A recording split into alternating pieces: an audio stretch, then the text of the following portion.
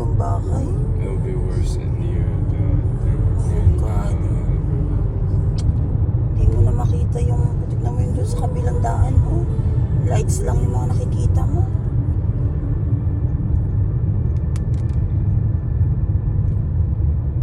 Ang mahirap na ganito yung masabayan pa ng lakas ng ulan. Oh, Kaya yeah. dahan-dahan lang anak yung pagdadrive. Makita lang yung mga lights ng sasakyan, eh, oh. Yung mga building, di mo makita, oh. Lord, let your divine protection be upon us. So God, sa lahat po na nagta-travel, Panginoon, ngayon. In the name of Jesus. In the name of Jesus.